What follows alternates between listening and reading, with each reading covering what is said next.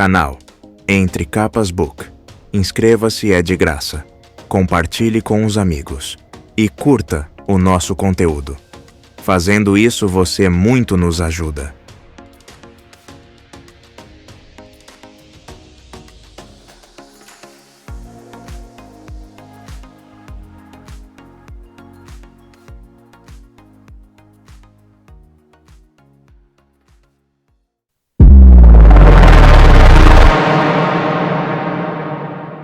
Interlúdios.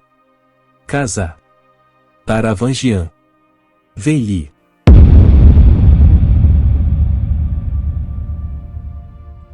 Interlúdio 4. Casa.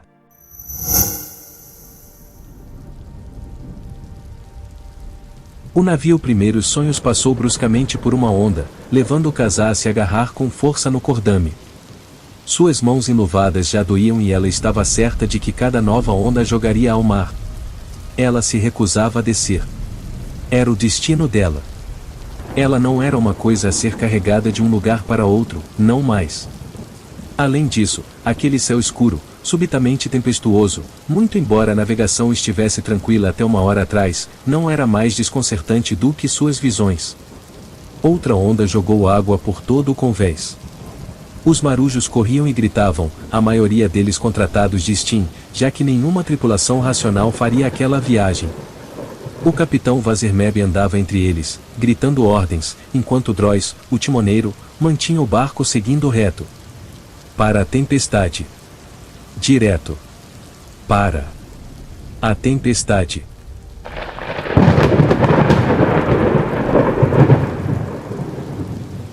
Casá se segurou bem, sentindo a idade quando seus braços começaram a enfraquecer.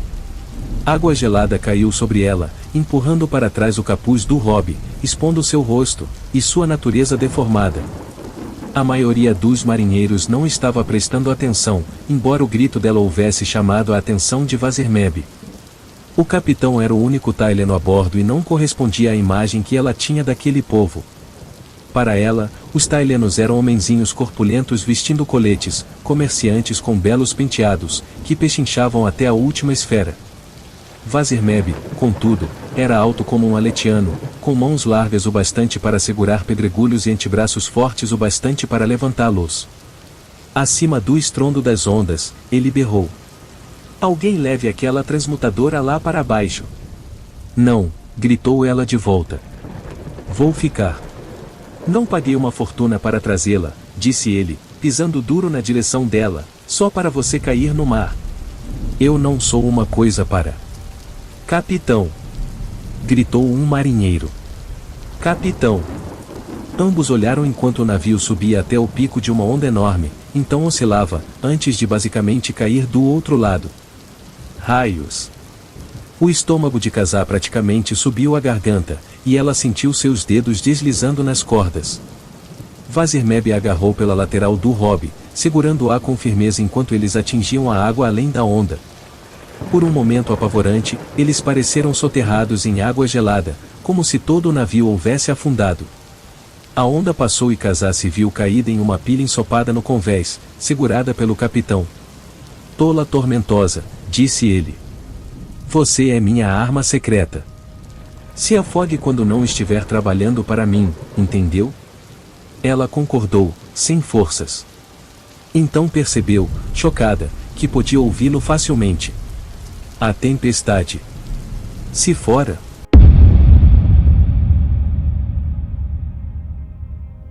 Vazirmeb se impertigou, com um grande sorriso, suas sobrancelhas brancas penteadas para trás junto com a longa cabeleira gotejante. Por todo o convés, os marinheiros que haviam sobrevivido estavam se levantando, encharcados, e fitando o céu.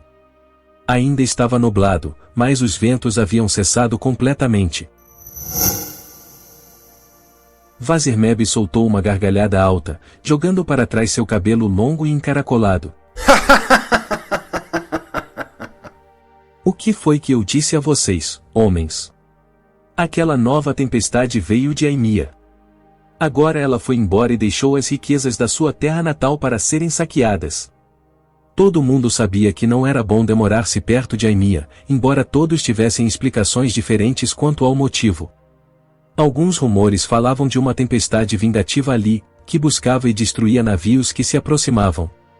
O estranho vento que haviam encontrado, que não correspondia com as datas de Gran Tormento ou da Tempestade Eterna, parecia reforçar essa ideia.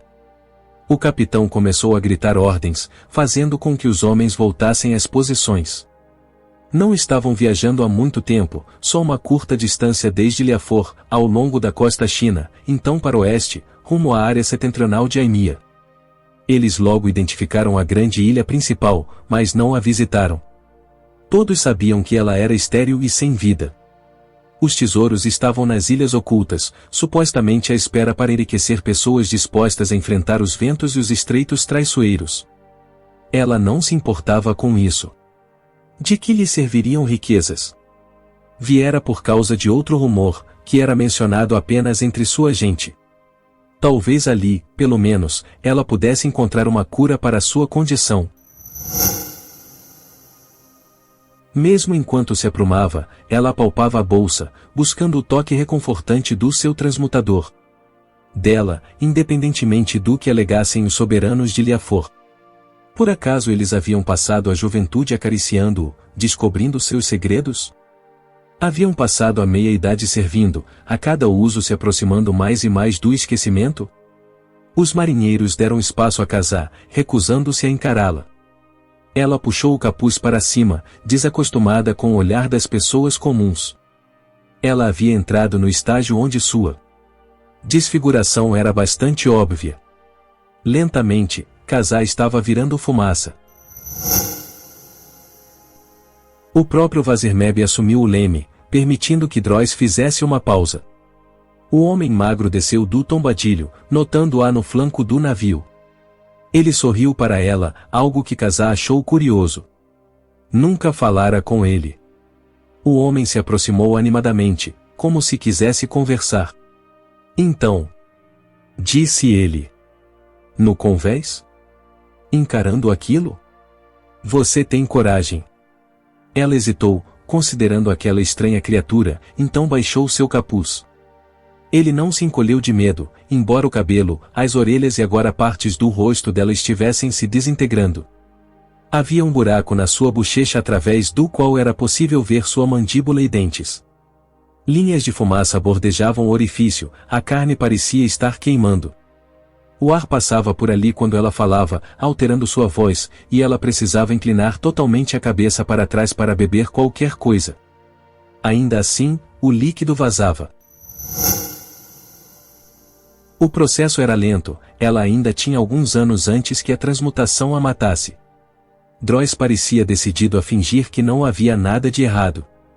Não acredito que passamos por aquela tempestade. Você acha que ela caça os navios, como as histórias dizem? Ele era liaforano, assim como ela, com uma pele de um marrom profundo e olhos castanho escuros. O que ele queria? Ela tentou se lembrar das paixões vulgares da vida humana, que ela havia começado a esquecer. É sexo que você deseja? Não, você é muito mais novo do que eu. Curioso. Você está com medo e quer ser reconfortado? Ele começou a ficar nervoso, brincando com a ponta de uma corda amarrada. Então, quero dizer, o príncipe mandou você, certo? Ah. Então ele sabia que ela era a prima do príncipe. Você quer estabelecer uma conexão com a realeza. Bem, eu vim por conta própria. Certamente ele deixou que viesse. É claro que não deixou. Se não pela minha segurança, então pela do meu dispositivo. O transmutador era dela. Kazá olhou na direção do mar calmo demais. Eles me trancavam todos os dias, me enchiam de confortos que imaginavam que me deixariam feliz. Eles sabiam que, a qualquer momento, eu podia literalmente transformar paredes e correntes em fumaça. Isso dói. É beatífico. Eu lentamente me conecto ao dispositivo e, através dele, arrochar. Até o dia em que ele me levará totalmente em seu abraço. Ela levantou a mão e tirou a luva negra, um dedo de cada vez, revelando a mão que estava se desintegrando. 5 linhas de escuridão, cada uma surgindo da ponta de cada dedo. Ela virou, a palma voltada para ele. Eu posso mostrar a você. Sinta meu toque e você saberá. Um momento, e então você vai se misturar com o próprio ar. Ele fugiu. Ótimo. O capitão manobrou rumo a uma pequena ilha que despontava do plácido oceano bem onde o mapa dele alegara que ela estaria. A ilha possuía dúzias de nomes. A Rocha dos Segredos. O Parque do Vazio. Tão melodramático. Ela preferia o antigo nome do lugar. Aquiná. Supostamente, outrora houvera uma cidade grandiosa ali. Mas quem colocaria uma cidade em uma ilha que ninguém podia alcançar? Pois, despontando daquela parte do oceano, havia um conjunto de estranhas formações rochosas. Elas envolviam toda a ilha como uma muralha, algumas com mais de 10 metros de altura, semelhantes a cabeças de lanças.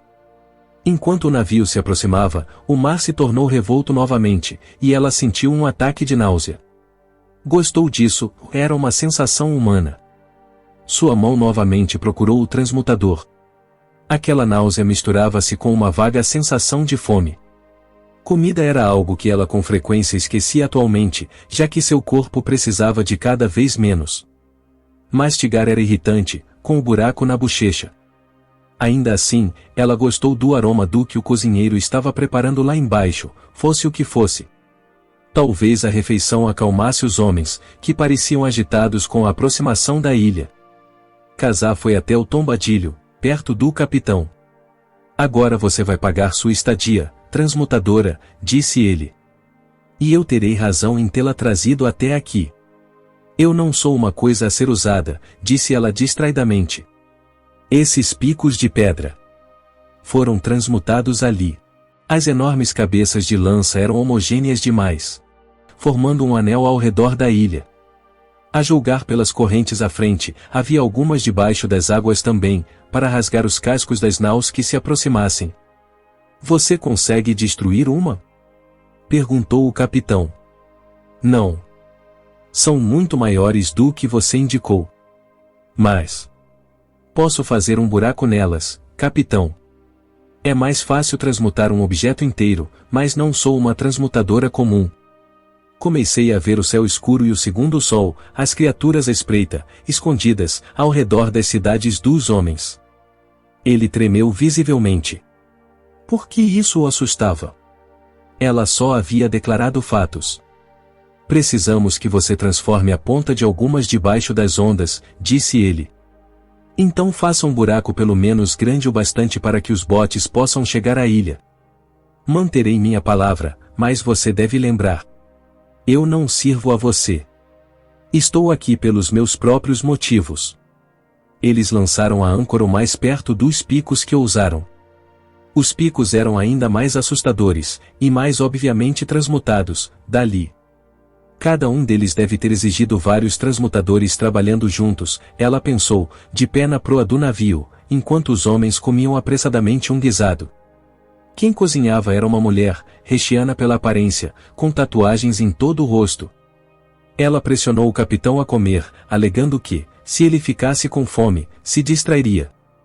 Até Casá comeu um pouco, embora sua língua já não sentisse o gosto da comida.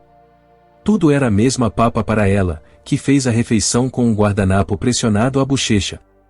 O capitão atraiu esprenos de expectativa enquanto esperava, fitas que balançavam ao vento, e Casá podia ver as feras além, as criaturas que acompanhavam os esprenos.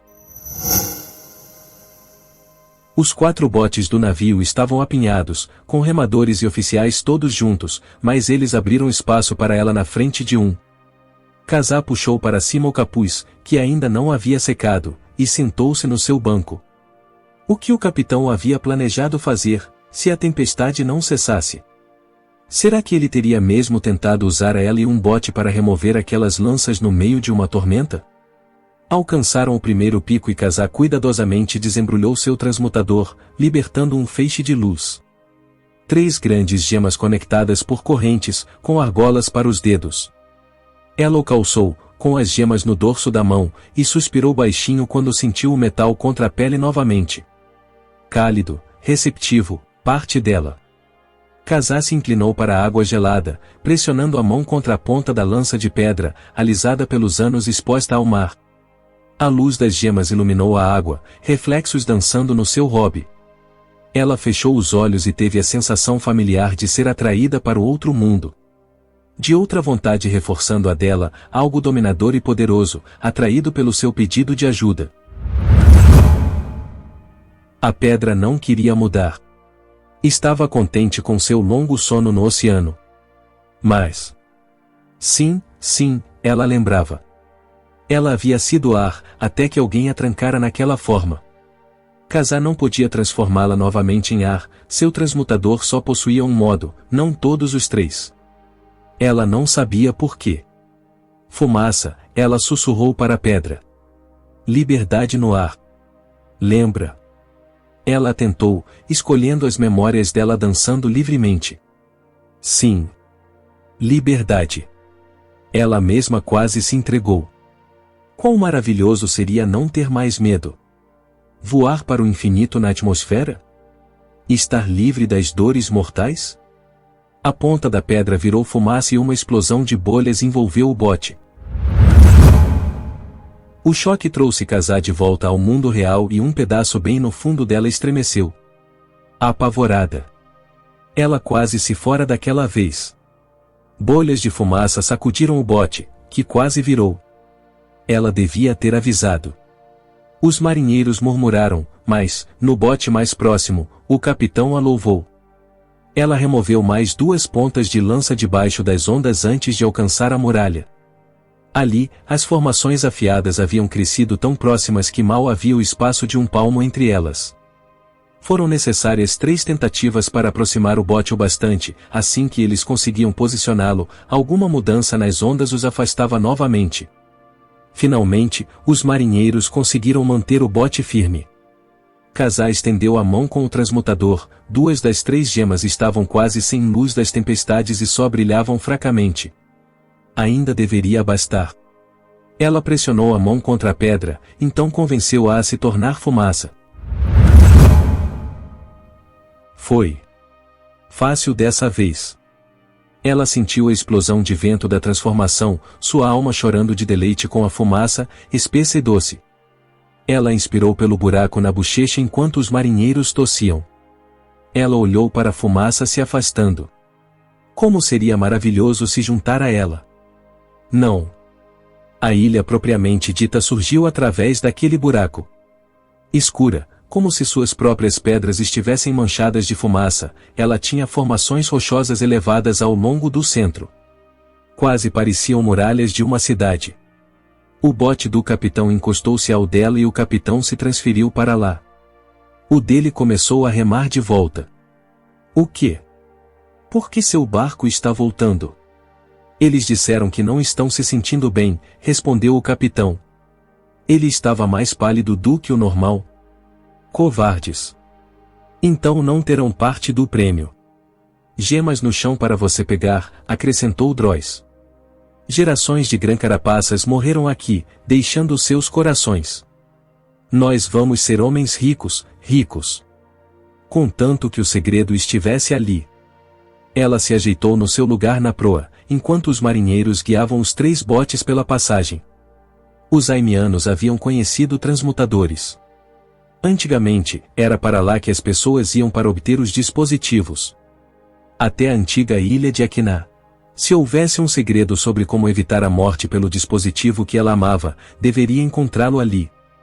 Seu estômago começou a se revirar novamente enquanto eles remavam. Kazá suportou, embora sentisse que estava adentrando outro mundo. Não era um oceano debaixo dela, mas um espelho negro e profundo. E 2 sóis no céu, um que atraía sua alma para ele. A sombra dela se esticando na direção errada. Ela se assustou. Um dos marinheiros havia escorregado para fora do barco, caído na água. Ela ficou boquiaberta ao ver outro cair para o lado, o remo escapando dos seus dedos. Capitão! Kazá se virou e viu que os olhos dele estavam se fechando. Ele ficou flácido, então caiu para trás, inconsciente, batendo com a cabeça contra o assento do barco. O resto dos marinheiros não estava melhor. As outras duas balsas haviam começado a flutuar sem rumo. Nenhum único marinheiro parecia estar consciente. Meu destino, pensou Kazá. Minha escolha. Não uma coisa a ser carregada de um lugar a outro e ordenada a transmutar. Não uma ferramenta. Uma pessoa. Ela empurrou para o lado um marinheiro inconsciente e pegou os remos. Foi uma tarefa difícil, ela não estava acostumada ao trabalho braçal e seus dedos tinham dificuldade em segurar. Eles haviam começado a se dissolver ainda mais. Talvez 1 ano ou 2 de sobrevida fosse otimismo. Ainda assim, ela remou. Lutou com as águas até que, finalmente, se aproximou bastante para pular do barco e sentir pedra debaixo dos pés. Com seu hobby inflando ao redor dela, finalmente pensou em verificar se Vazirmeb estava vivo. Nenhum dos marinheiros na sua balsa estava respirando, então ela deixou o barco deslizar de volta para as ondas. Sozinha, Kazá lutou para atravessar a arrebentação e, finalmente engatinhando, se arrastou pelas pedras da ilha. Ali, ela desabou, sonolenta. Por que estava com tanto sono? Ela despertou com um pequeno caranguejo atravessando as rochas rapidamente para se aproximar dela. Ele tinha um formato estranho, com asas grandes e uma cabeça que o deixava parecido com um cão machado. Sua carapaça tremeluzia com dezenas de cores. Kazá se lembrava de uma época quando havia colecionado caranguejos, prendendo eles em tábuas com alfinetes e proclamando que se tornaria uma historiadora natural. O que havia acontecido com aquela garota? Ela foi transformada pela necessidade. Recebeu o transmutador, que devia ser sempre mantido na família real. Também recebeu um encargo. E uma sentença de morte. Ela se mexeu e o caranguejo saiu correndo. Tossiu, então começou a se arrastar na direção daquelas formações rochosas. Aquela cidade? Cidade sombria de pedra? Ela mal conseguia pensar, embora tenha notado uma gema ao passar, uma grande gema coração bruta entre os restos de carapaças branqueadas de um grã carapaça morto. Vazirmeb estava certo. Ela desabou novamente perto do perímetro das formações rochosas. Elas pareciam edifícios grandes e ornamentados, cobertos com crém. Ah! Fez uma voz atrás dela. Eu deveria ter imaginado que a droga não afetaria você tão rapidamente. Você quase já não é mais humana.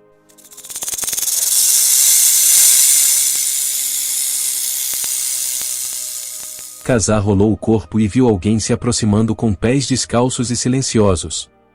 A cozinheira? Sim, era ela, a mulher do rosto tatuado. Você! Grasnou Kazá. Você nos envenenou. Depois de muitos avisos para não virem até aqui, disse a cozinheira. É raro que eu precise guardar o lugar de modo tão agressivo. Os homens não devem redescobrir este local. As gemas? Indagou Kazá, ficando mais sonolenta. Ou é alguma outra coisa? Algo mais. Eu não posso falar, disse a cozinheira, mesmo para atender ao pedido de uma moribunda. Existem pessoas capazes de extrair segredos da sua alma, e o custo poderia ser o fim dos mundos. Durma agora, transmutadora. Esse é o fim mais misericordioso que posso conceder. A cozinheira começou a cantarolar. Pedaços dela se desprenderam. Ela se desfez em uma pilha de pequenos caranguejos ruidosos, que saíram de suas roupas, largando as peças no chão. Uma alucinação? Kazá se perguntou enquanto partia. Estava morrendo. Bem, isso não era novidade. Os caranguejos começaram a mordiscar sua mão, removendo seu transmutador. Não. Ela tinha uma última coisa a fazer. Com um grito de desafio, pressionou a mão contra o chão rochoso e exigiu que ele mudasse. Quando ele se transformou em fumaça, ela foi junto. Sua escolha.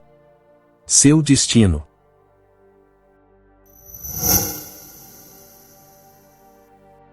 Interlúdio 5. Taravangian.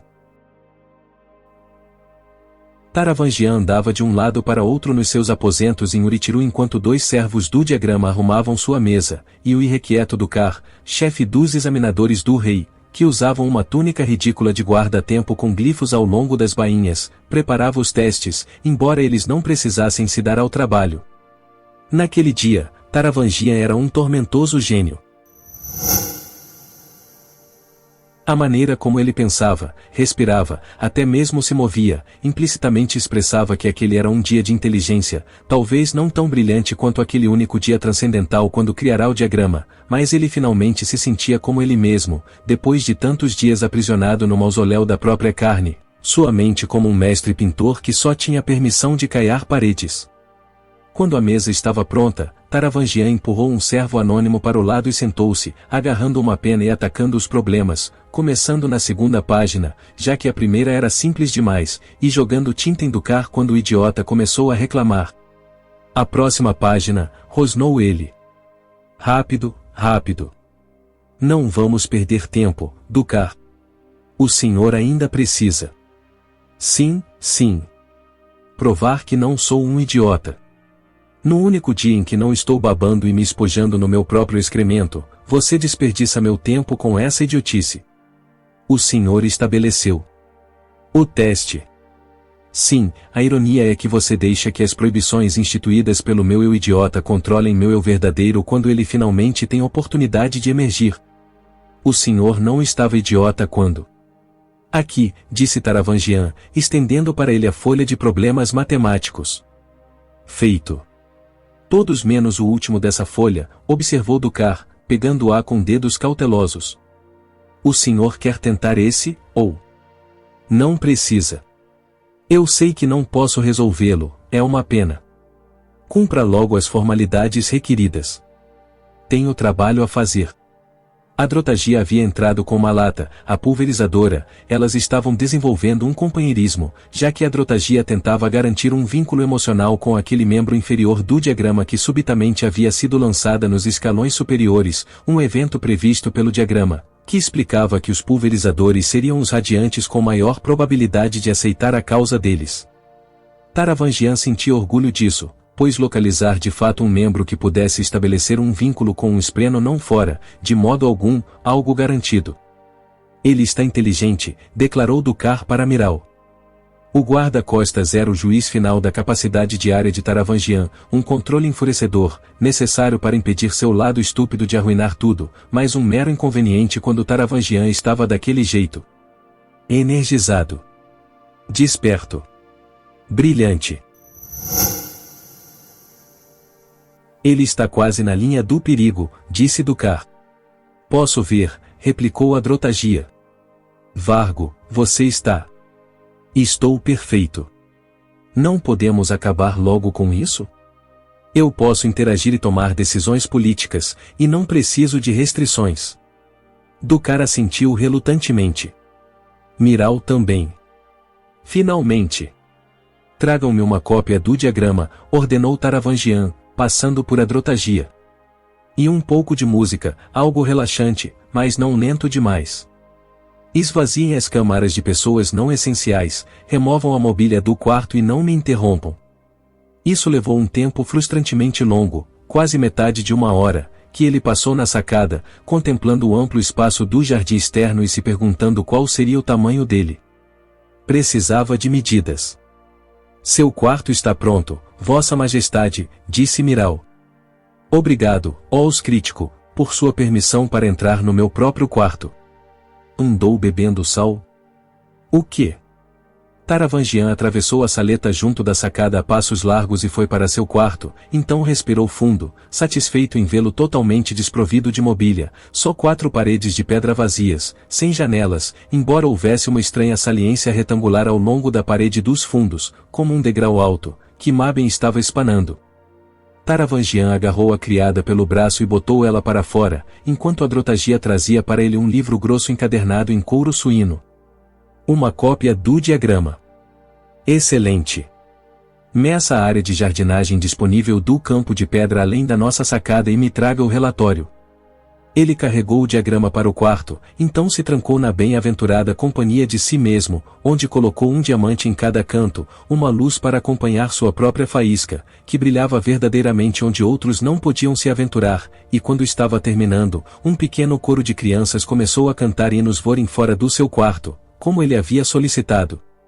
Ele inspirou, banhado em luz e encorajado pela canção, as mãos junto ao corpo, capaz de qualquer coisa, a satisfação da própria mente em funcionamento o consumia, desimpedida e fluindo livremente pela primeira vez em um período que parecia eras. Abriu o diagrama. Nele, Taravangian finalmente encarou algo maior do que ele mesmo. Uma versão diferente de si. O diagrama, que era o nome do livro e da organização que o estudava, não havia sido originalmente escrito apenas em papel, pois naquele dia de capacidade majestosa, Taravangian havia utilizado qualquer superfície para abrigar seu gênio, dos gabinetes até as paredes, e ao fazê-lo, inventara novas linguagens para melhor expressar ideias que precisavam ser registradas, por necessidade, em um meio menos perfeito do que seus pensamentos. Mesmo com o intelecto que possuía hoje, a visão daquela escrita demandava humildade. Ele folheou as páginas cheias de minúsculos garranchos, copiados, pontos, arranhões e tudo mais, do quarto original do diagrama, criado durante o que parecia outra vida, tão alienígena para ele agora quanto o idiota babão em que ele ocasionalmente se tornava. Mais alienígena, todo mundo entendia a estupidez. Ele se ajoelhou nas pedras, ignorando as dores do corpo, folheando reverentemente as páginas. Então desembainhou a faca do seu cinto e começou a cortá-las. O diagrama ainda não havia sido escrito em papel, e interagir com sua transcrição encadernada na forma de códice devia ter obrigatoriamente influenciado o pensamento deles. Então, para obter uma perspectiva verdadeira, ele agora decidiu, precisava da flexibilidade de ver as peças, então combiná-las de maneiras novas, pois seus pensamentos não haviam sido fixos naquele dia, e ele não devia encará-los assim hoje. Ele não estava tão brilhante quanto estivera naquele dia, mas não precisava. Naquele dia, ele havia sido Deus. Hoje, podia ser o profeta de Deus. Ele organizou as páginas cortadas e encontrou numerosas novas conexões apenas colocando as folhas ao lado umas das outras. De fato, aquela página ali se conectava com essa página aqui. Sim. Taravangian cortou as duas ao meio, dividindo sentenças. Quando colocou as metades de páginas separadas uma ao lado da outra, elas formaram um todo mais completo. Ideias que antes não percebeu pareciam se elevar das páginas como esprenos. Taravangian não acreditava em religião alguma, pois elas eram coisas desajeitadas, projetadas para preencher lacunas na compreensão humana com explicações absurdas, acalmando a consciência das pessoas, concedendo-lhes uma falsa sensação de conforto e controle e impedindo-as de se esforçar mais em busca do verdadeiro entendimento. Mas havia algo estranhamente sagrado em relação ao diagrama, o poder da inteligência bruta, a única coisa que o homem devia venerar, e quão pouco a maioria entendia, quão pouco eles mereciam, manuseando a pureza enquanto a corrompiam com uma compreensão falha e com superstições tolas. Haveria uma maneira de impedir que todos, menos os mais inteligentes, aprendessem a ler? Isso seria um grande bem. Parecia insano que ninguém houvesse implementado tal proibição, pois, ainda que o vorinismo proibisse os homens de ler, isso impedia apenas uma metade arbitrária da população de manusear a informação, quando eram os estúpidos que deveriam ser impedidos. Ele andou de um lado para o outro no quarto, então notou um pedaço de papel sob a porta. Ele continha a resposta à sua pergunta sobre o tamanho da plataforma agrícola. Taravangian olhou para os cálculos, ouvindo sem muita atenção as vozes do lado de fora, quase abafadas pelas crianças que cantavam. Os crítico, dizia Drotagia, parece se referir aos Cri, uma figura de um poema trágico escrito 17 séculos atrás. Ela se afogou depois de ouvir que seu amado havia morrido, embora na verdade ele não estivesse morto, e ela tenha entendido errado o relatório sobre ele. Certo. Disse Miral. Ela foi usada nos séculos seguintes como um exemplo de agir sem informações, embora o termo por fim tenha passado a significar simplesmente estúpido. O Sal parece se referir ao fato de que ela se afogou no mar. Então foi um insulto? Indagou Miral. Usando uma referência literária obscura. Sim. Ele quase podia ouvir o suspiro de Adrotagia. Era melhor interrompê-la antes que ela pensasse mais sobre o assunto. Taravangian abriu bruscamente a porta. Pasta de goma para colar papel nessa parede. Traga para mim, Adrotagia. Haviam colocado uma pilha de papel junto à porta, sem ele precisar pedir, o que o surpreendeu, já que geralmente precisavam ser ordenados a fazer tudo. Ele fechou a porta. Então se ajoelhou e fez alguns cálculos relacionados ao tamanho da cidade-torre. Isso forneceu uma bela distração, mas ele logo foi atraído de volta para seu verdadeiro trabalho, interrompido apenas pela chegada da sua pasta de goma, que usou para começar a colar fragmentos do diagrama nas paredes. Isso, pensou, organizando páginas com números entremeados ao texto, páginas que eles nunca haviam sido capazes de compreender. É uma lista de quê? Não é código, como os outros números. A menos. Poderia ser uma taquigrafia para palavras? Sim. Sim, ele estivera impaciente demais para escrever as palavras em si. Ele as numerara na cabeça, alfabeticamente, talvez, para que pudesse escrever rapidamente.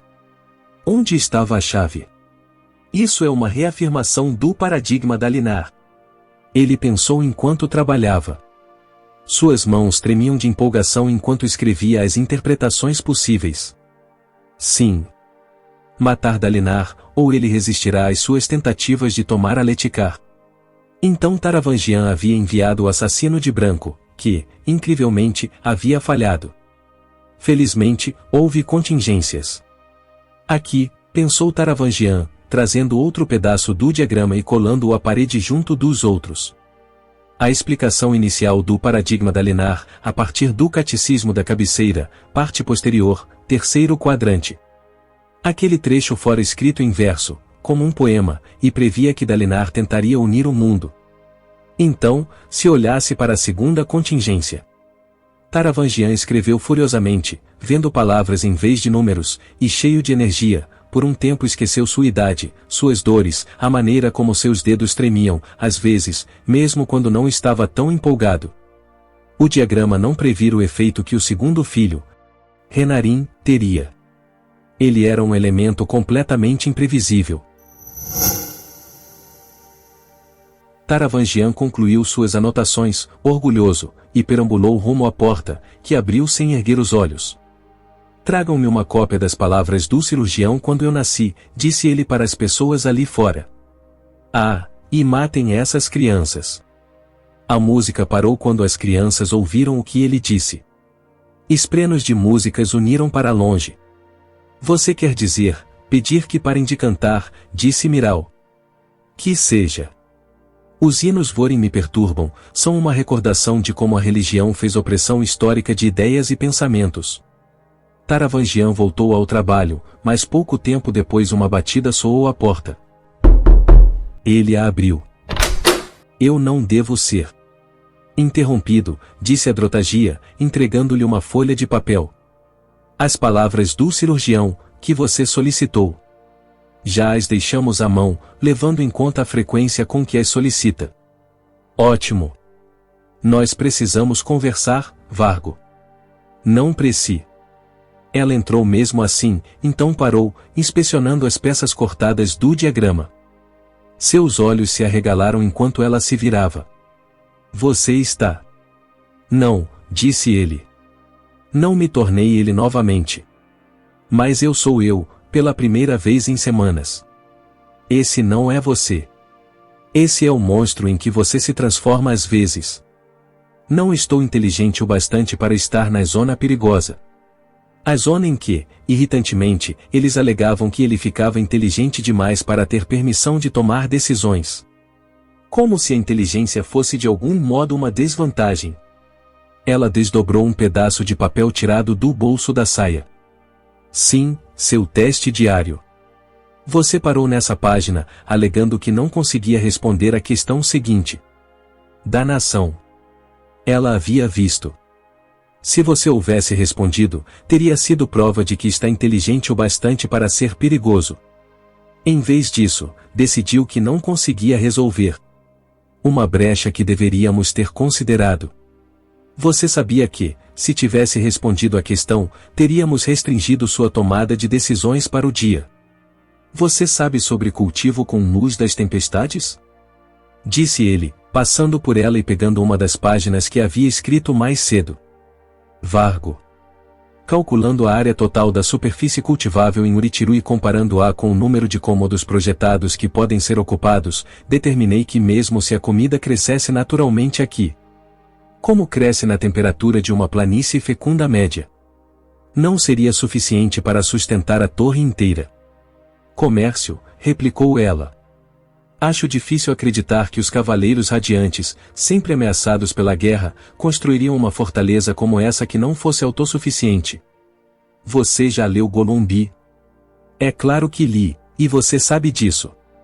Acha que aprimoraram o crescimento usando gemas infundidas com luz das tempestades, fornecendo iluminação para locais escuros?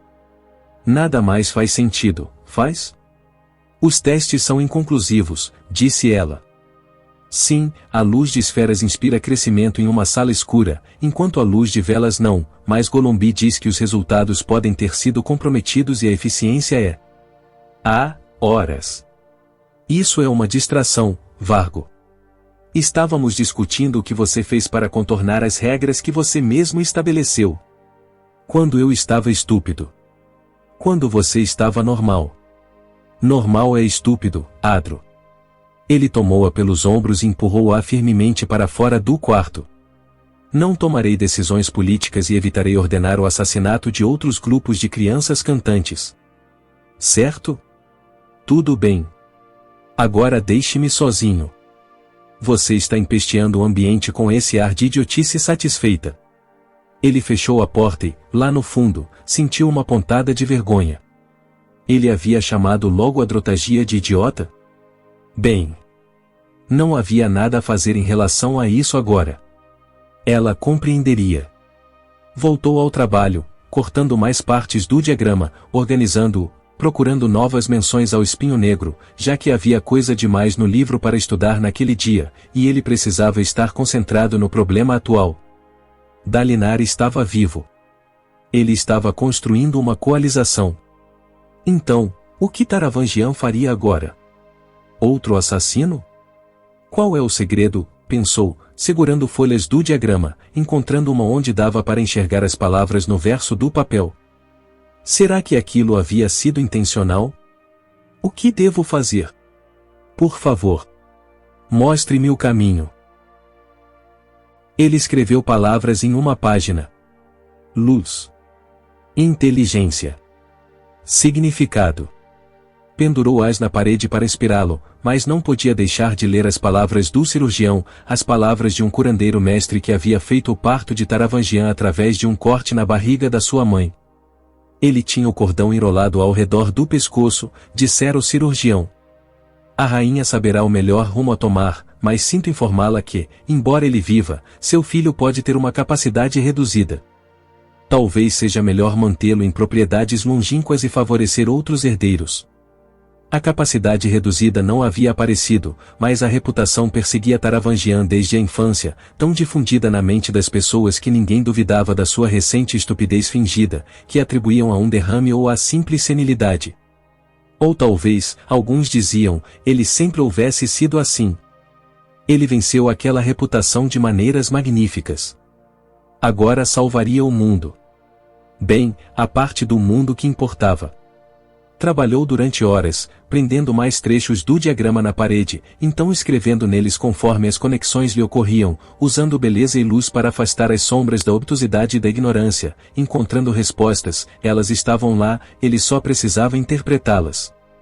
Sua criada finalmente o interrompeu, a mulher irritante estava sempre por perto, tentando levá-lo a fazer isso ou aquilo, como se ele não tivesse preocupações mais importantes do que um escalda-pés. Mulher idiota! Gritou ele. Ela não se intimidou, avançando e colocando uma bandeja de comida ao lado dele. Não vê que meu trabalho aqui é importante? Não tenho tempo para comida. Ela lhe serviu uma bebida e então, de um modo ainda mais irritante, deu-lhe um tapinha no ombro. Ao sair, ele notou a Drotagia e Miral parados junto à porta. Imagino que você não executaria a criada se eu exigisse, disse ele a Miral. Nós decidimos que você não terá permissão de tomar tais decisões hoje, informou o guarda-costas. Vão para a danação, então. Estou quase conseguindo as respostas, de qualquer jeito. Não devemos assassinar Dalinar Kholin. O momento para isso passou. Em vez disso, devemos apoiar sua coalização. Então o forçaremos a abdicar, para que possamos assumir seu lugar na chefia dos monarcas. Adrotagia entrou e inspecionou seu trabalho. Duvido que Dalinar vá simplesmente ceder a liderança da coalização para você. Taravangian bateu com os nós dos dedos em um conjunto de páginas coladas na parede. Veja aqui. Deve estar claro, mesmo para você. Eu previ isso. Você fez mudanças, disse Miral, horrorizado. No diagrama. Mudancinhas pequenas. Disse Taravangian. Olhe, está vendo a escrita original aqui? Eu não mudei isso, e está claro. Nossa tarefa agora é fazer com que Dalinar abdique da liderança, tomar o lugar dele. Não vamos matá-lo? Perguntou Miral. Taravangian olhou de soslaio, então virou-se para outra parede, com ainda mais papéis colados. Matá-lo agora só levantará suspeitas. Sim, concordou Adrotagia. Entendo essa interpretação da cabeceira. Precisamos forçar o espinho negro com tanta força que ele desabe. Mas vamos precisar de segredos para usar contra ele. Fácil, disse Taravangian, empurrando-a até outro conjunto de anotações na parede. Precisamos mandar o espreno daquela pulverizadora espioná-lo. Dalinar Kholin fede a segredos. Nós podemos arruiná-lo, e eu posso tomar o lugar dele. Já que a coalização não me verá como uma ameaça. E então estaremos em uma posição de poder para negociar com Odium. Que ficará, pelas leis dos esprenos e dos deuses, sujeito ao acordo feito. Não podemos vencer Odium, em vez disso?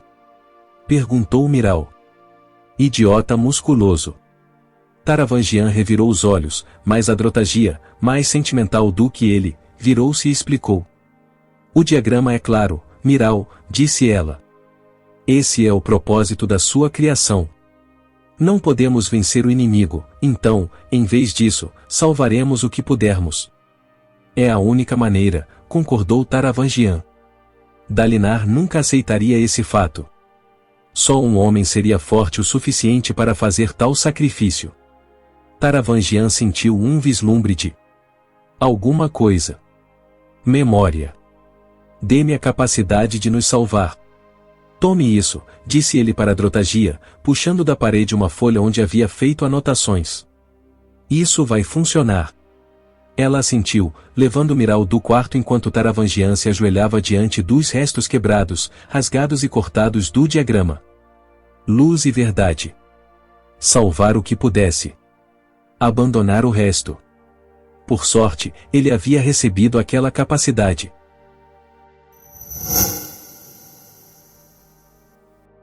Interlúdio 6. Essa aqui é minha.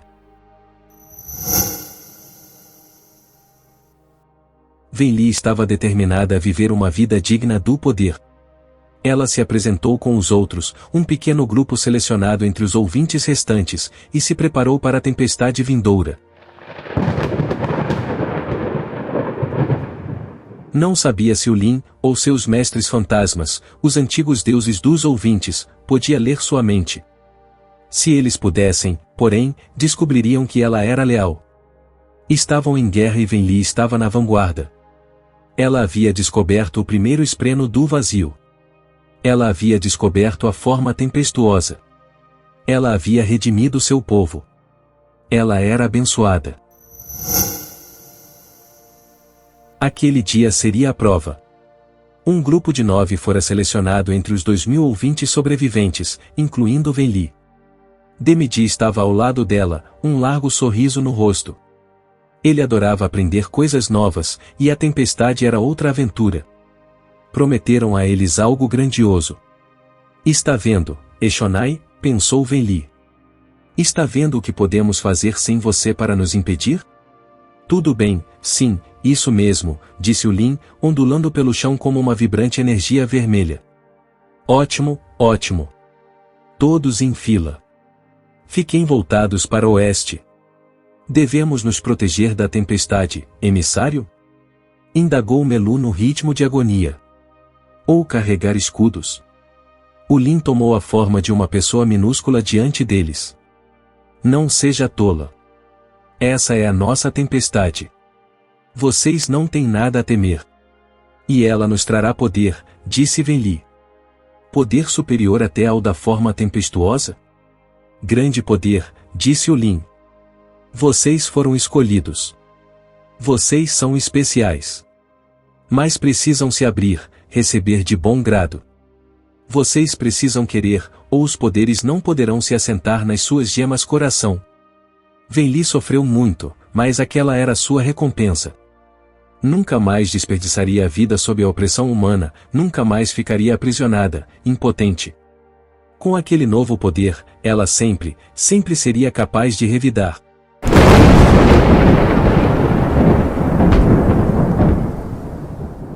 A tempestade eterna apareceu vinda do oeste, voltando como dantes aconteceu.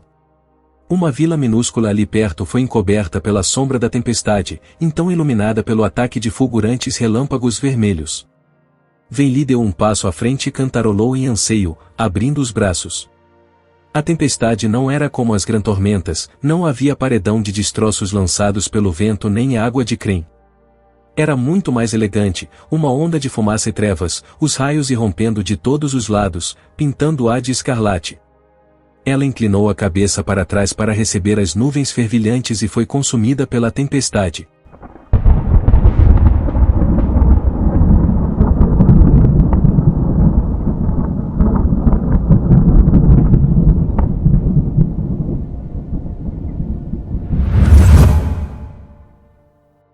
Uma escuridão violenta e furiosa a cobriu.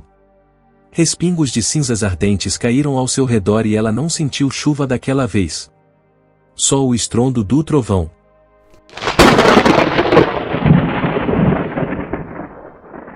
O pulso da tempestade.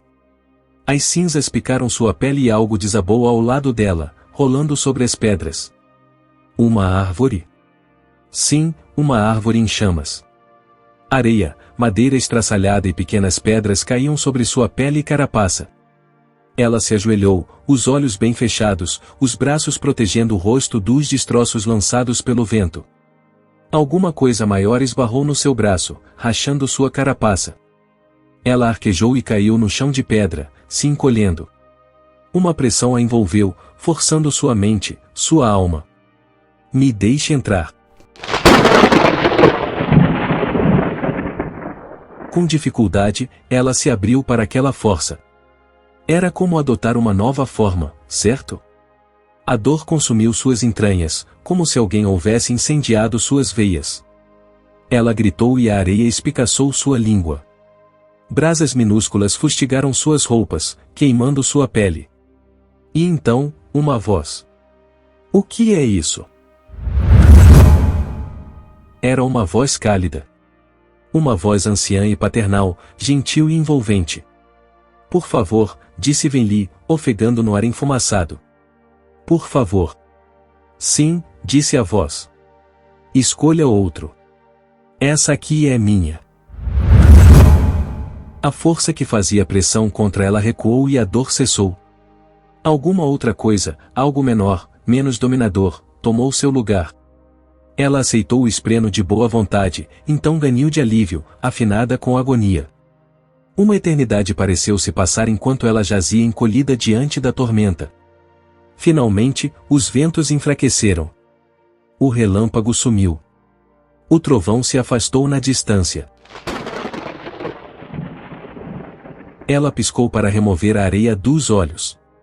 Pedaços de creme e fragmentos de madeira caíram do seu corpo quando ela se moveu. Venli tossiu, então se levantou, olhando para as roupas arruinadas e a pele queimada. Não estava mais na forma tempestuosa. Ela havia mudado para... Era a forma hábil? Sua roupa parecia grande e seu corpo não possuía mais uma musculatura impressionante. Ela se afinou com os ritmos e descobriu que ainda eram os novos, os ritmos violentos e zangados que acompanhavam as formas de poder. Aquela não era forma hábil, tampouco era algo que reconhecesse. Ela tinha seios, embora fossem pequenos, como na maioria das formas diferentes da forma copulatória, e longas mechas de cabelo. Voltou-se para ver se os outros estavam do mesmo jeito. Demide estava ali perto e, muito embora sua roupa estivesse em farrapos, seu corpo musculoso não estava machucado.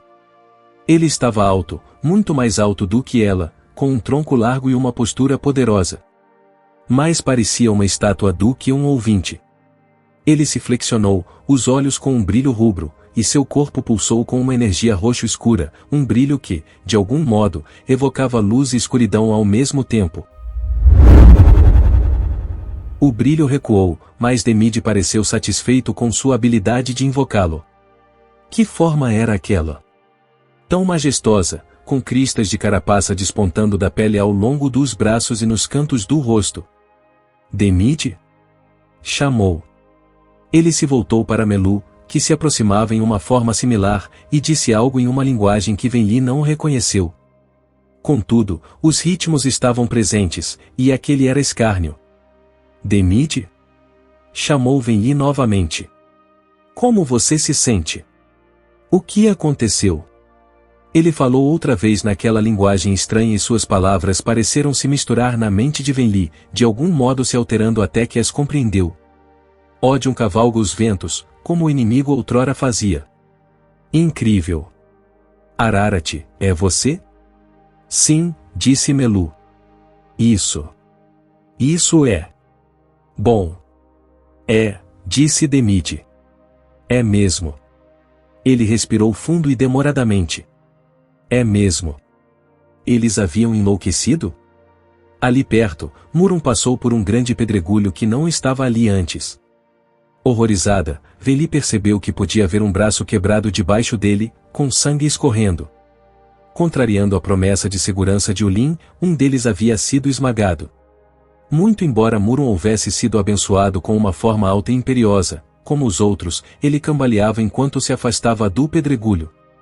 Ele agarrou a pedra, então caiu de joelhos. Com a luz roxo escura percorrendo seu corpo, ele grunhiu, murmurando palavras incompreensíveis. Altoqui se aproximou da outra direção, o corpo curvado, dentes expostos, andando feito um predador. Quando ela chegou perto, Venli pôde ouvi-la sussurrando entre dentes. Céu alto. Ventos mortos. Chuva de sangue. Demide, disse Venli em destruição. Algo deu errado. Sente-se, espere. Eu vou encontrar o espreno. Demide olhou para ela. Você conhecia esse cadáver? Esse cadáver? Demide, por quê? Ah, não. Ah, não. Ah, não. Ulin atravessou o terreno até ela. Você. Você não é. Ah, isso é ruim, muito ruim. Ulin. Interpelou Venli, se afinando com escárnio e gesticulando para Demide. Tem algo errado com meus companheiros. O que você nos arrumou? Não fale com eles, Venli. Pediu Ulin, tomando a forma de um pequeno homem. Não aponte para eles. Ali perto, Demide estava, de algum modo, acumulando poder roxo escuro na mão, observando ela e Ulin. É você, disse ele a Ulin. O emissário. Você tem meu respeito pelo seu trabalho, espreno. Ulin se curvou diante de Demide. Por favor, ó grandioso moldado, veja a paixão e perdoe essa criança. Você deveria explicar a ela, ordenou Demide. Para que ela não me irrite. Venli franziu o senho. O que é?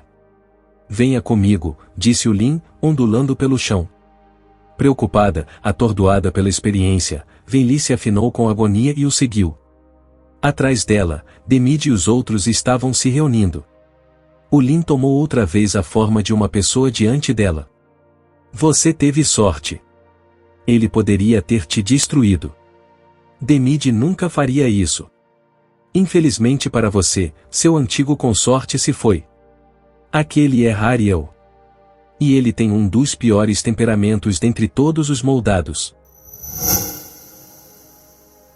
Hariel? O que você quer dizer com? Ela perdeu o fio da meada enquanto os outros falavam baixinho com Demide. Eles eram tão altos, tão arrogantes, e seus maneirismos estavam todos errados. Cada nova forma mudava um ouvinte, até suas maneiras de pensar, até seu temperamento. Apesar disso, você era sempre você. Mesmo a forma tempestuosa não a transformará em outra pessoa. Talvez ela tivesse ficado menos empática, mais agressiva. Mas ainda era ela mesma. Aquilo ali era diferente. Demide não tinha a postura de seu antigo consorte, nem falava como ele. Não. Sussurrou ela. Você disse que nós estávamos nos abrindo para um novo espreno, uma nova forma. Eu disse que vocês estavam se abrindo, sibilou o Lin. Não disse o que ia entrar. Veja bem, seus deuses precisam de corpos. É assim a cada retorno. Você deveria estar lisonjeada. Lisonjeada por ser morta? É, pelo bem da raça, respondeu o Lin. Aqueles são os moldados. Almas antigas renascidas. O que você tem, aparentemente, é só mais uma forma de poder. Um laço com um espreno do vazio menos poderoso, o que a coloca acima dos ouvintes comuns, que têm formas normais, mais um degrau abaixo dos moldados. Um degrau grande. Ela assentiu, então começou a caminhar de volta até o grupo. Espere, disse o Lin, ondulando pelo chão diante dela. O que está fazendo? Qual é o seu problema? Vou mandar aquela alma embora. Trazer Demide de volta. Ele precisa saber das consequências antes de escolher algo tão drástico. De volta? Replicou o Lin. De volta? Ele está morto. Como você deveria estar? Isso é muito ruim. O que você fez? Resistiu, como aquela sua irmã. Saia do meu caminho. Ele vai matá-la. Eu a alertei sobre o temperamento dele. Emissário, disse Demide em destruição, voltando-se para eles. Aquela não era a voz dele. Venli se afinou com agonia. Aquela não era a voz dele. Deixe ela passar, disse a coisa no corpo de Demide. Falarei com ela. O Lin suspirou. Porcaria. Você fala como um humano, espreno, retorquiu Demide. Seu serviço aqui foi grandioso, mas você se comporta como eles, usa a linguagem deles. Considero isso desagradável. O Lin se afastou, ondulando pelas pedras. Venli foi até o grupo de moldados. 2 deles ainda tinham dificuldades para se mover. Eles tropeçavam, cambaleavam, caíam de joelhos. Outros 2 tinham sorrisos perversos e errados.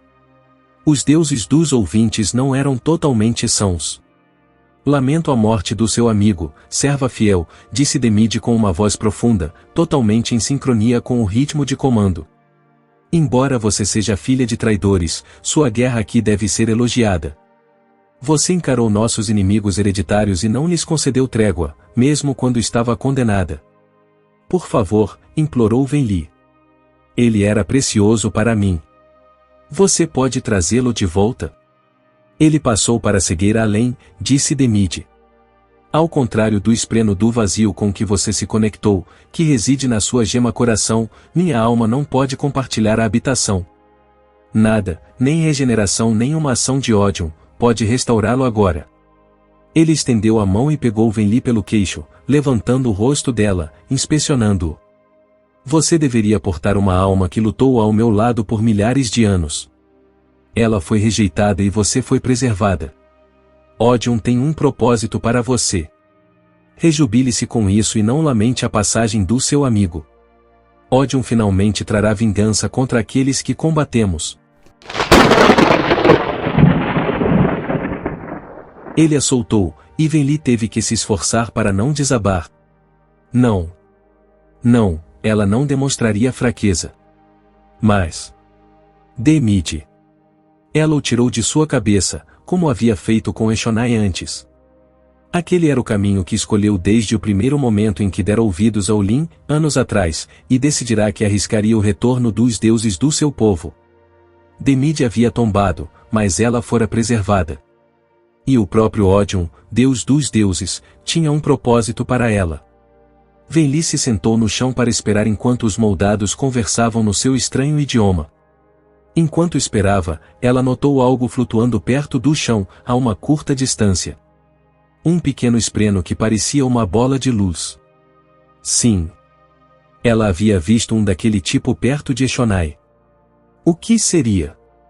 Ele parecia agitado e cruzou as rochas rapidamente para se aproximar dela.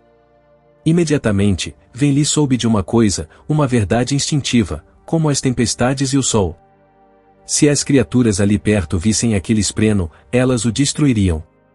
Venli baixou a mão sobre o espreno quando a criatura usando o corpo de Demide se voltou para ela.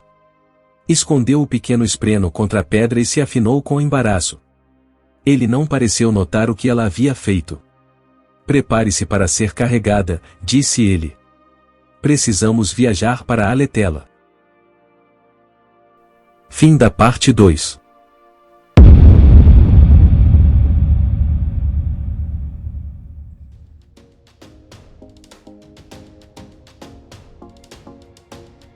Canal Entre Capas Book. Inscreva-se, é de graça. Compartilhe com os amigos. E curta o nosso conteúdo. Fazendo isso você muito nos ajuda.